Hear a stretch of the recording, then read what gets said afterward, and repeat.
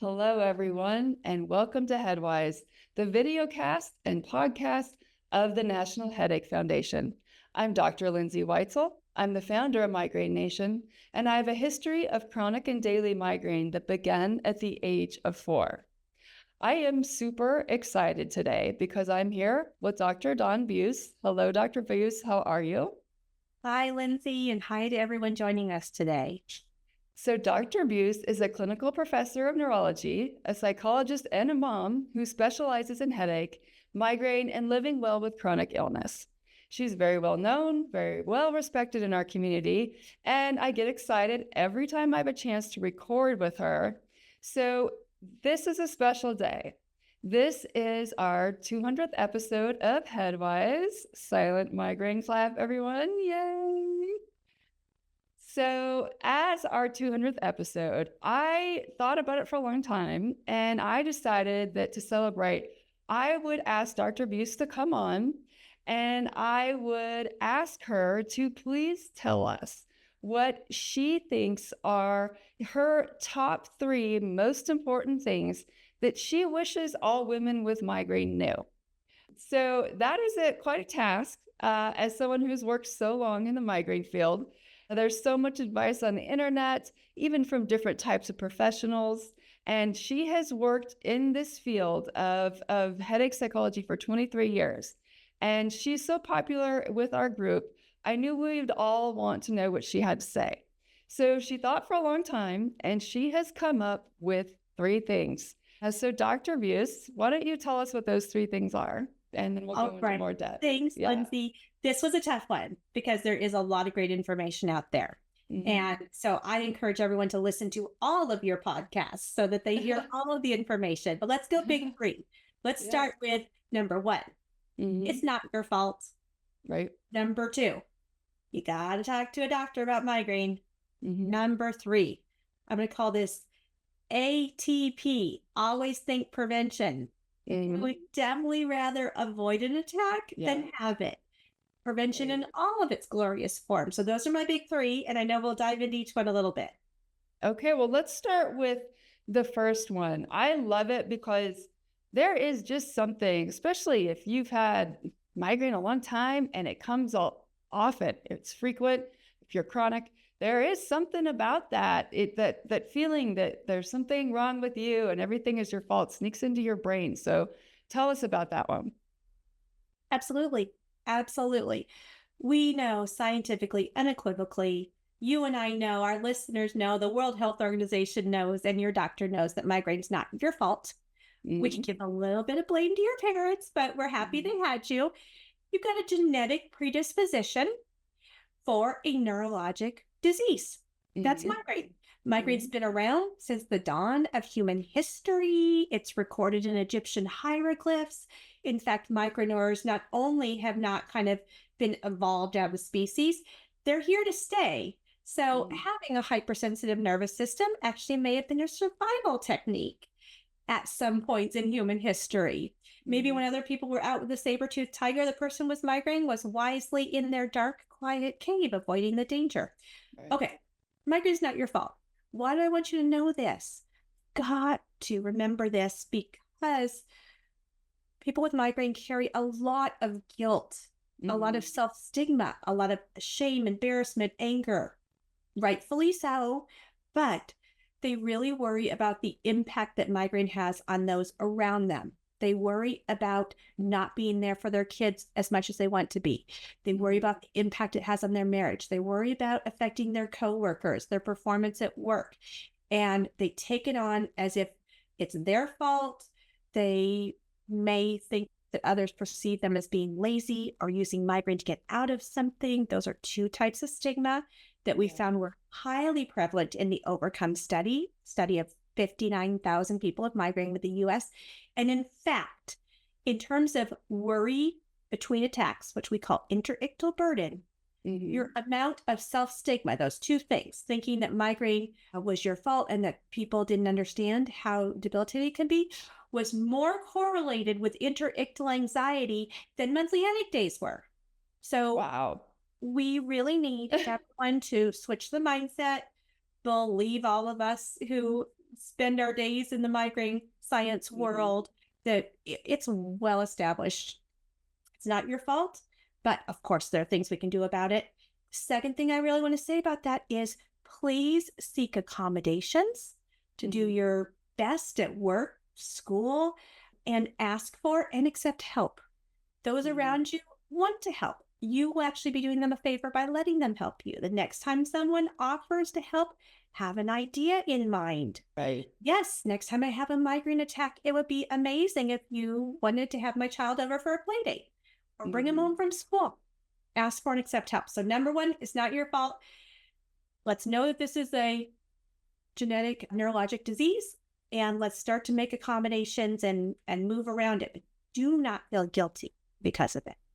Right. And if you have trouble remembering that, which we all do when we're in the throes of a migraine attack, you can replay what Dawn just said for yourself as a pep talk. I would recommend that. I have done that before. So during a migraine attack, maybe listen to one of my relaxation exercises. Maybe listen to this one when you're not in pain. Yeah, that's a great idea. All right. So Dr. Buse, let's move on to number 2. What is the number 2 thing that you really want all of us to know about migraine? Okay. Got to talk to your doctor. Bunch of reasons why. All of our migraine specific therapies are by prescription. In the both acute, that's therapy you take at the time of attack, as well as prevention space, those are prescription therapies.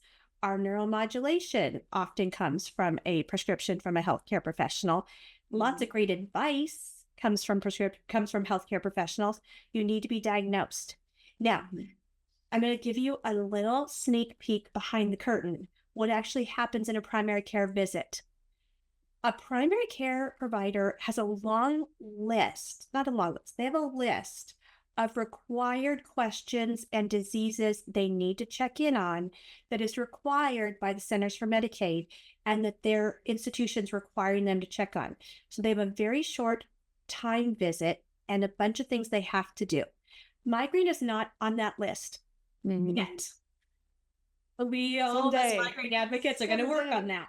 Yeah. But it's not on that list yet. So it's very likely that someone may see their primary care professional for an annual visit. They may see their OBGYN. They may see another type of healthcare professional, and migraine doesn't come up or severe headache doesn't come up because that person runs out of time because they're doing things that is required for them to check on. And so the onus is really on the individual. Bring up your headaches at the visit. There's a very likely chance that healthcare professional might say, let's talk about it. We need to make another visit because they may have maxed out their time for that annual visit and they want to have a dedicated appointment for migraine. But we know from multiple studies, including the AMPP study, the Overcome study, that only about half of people who meet criteria for migraine talk to a healthcare professional about it. So, of course, at the big organizational level, we are working to educate healthcare professionals, the NHF, the American Headache Society, the International Headache Society. We keep working to educate healthcare professionals to ask about it. But on this side, I want to remind people living with migraine, be your own advocate, talk to your doctor about headache. You got to get diagnosed from them to get some of the migraine-specific treatments and to get your insurance to cover those migraine-specific treatments. In addition, a lot of amazing things have happened in migraine the past couple of years. So not only if you've never talked to your healthcare professional, but if it's been some time since you've talked to your healthcare professional, it's time to bring it up again. You may have been prescribed medication when you were a young adult or before your pregnancies or before menopause or as a teenager that maybe isn't the best fit for you anymore. Life happens, life changes happen for women. Sometimes we need to really spruce up that medication regimen or the whole therapeutic regimen, which is medication, non-medication. And a lot of new things have entered our therapeutic space. So you may have treatment options that you're not even aware of. So if you haven't talked to your healthcare professional for a while, get back there. That's what we're here for. This is what we want to do. So gotta talk to a doctor. That's number 2. Right. Okay, so I love how you put that, and I love how you talked about, because so many people don't know that that healthcare providers are required to get through a list of things, especially primary care doctors. And they're not going to ask you maybe about the thing that's really most important to you. And in this case, we're talking about migraine.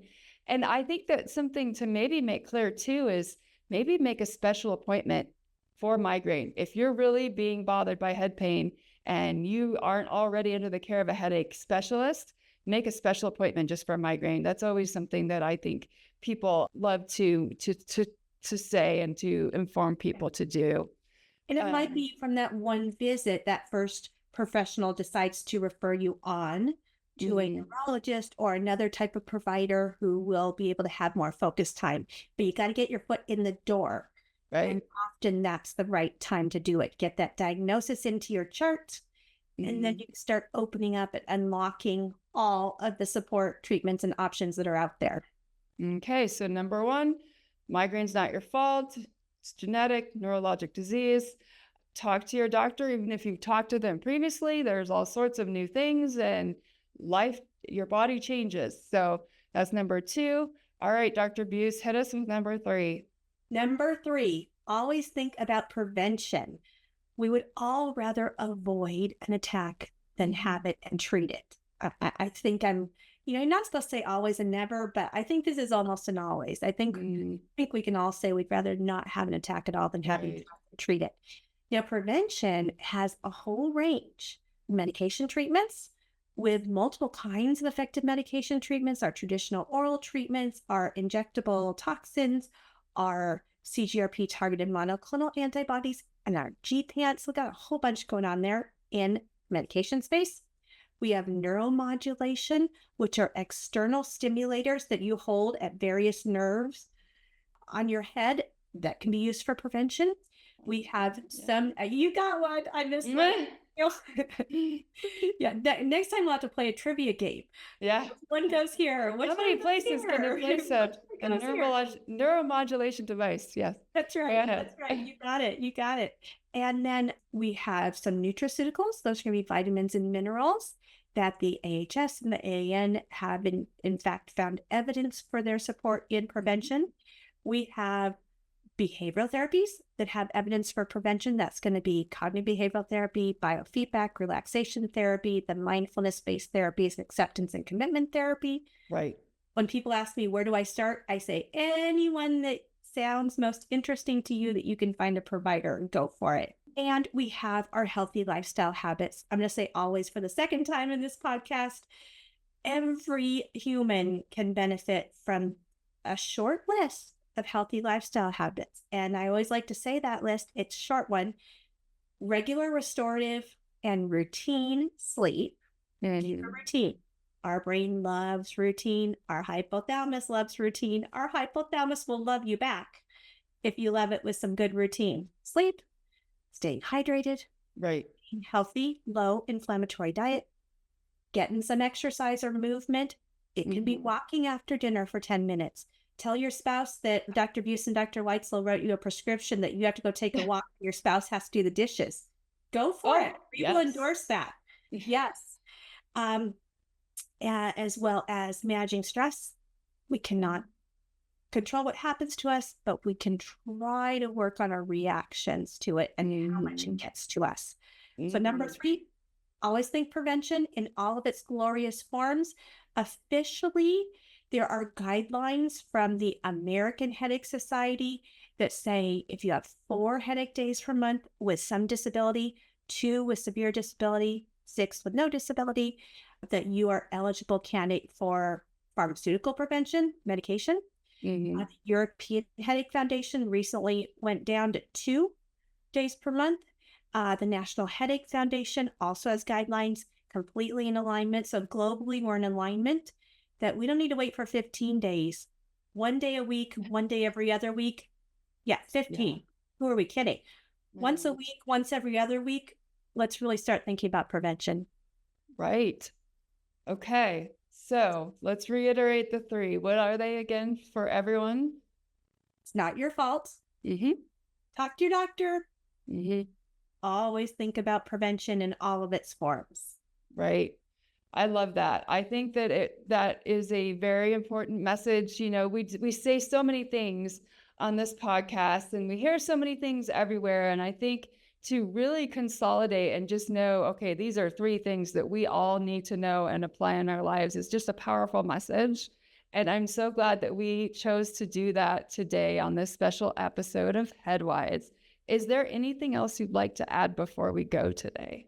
I want to give a big congratulations and thank you to you, Dr. Lindsay Weitzel, from the entire migraine community Thank you. for collaborating with the National Headache Foundation to bring these beautiful, educational, accessible, fun, interesting talks to people living with migraine.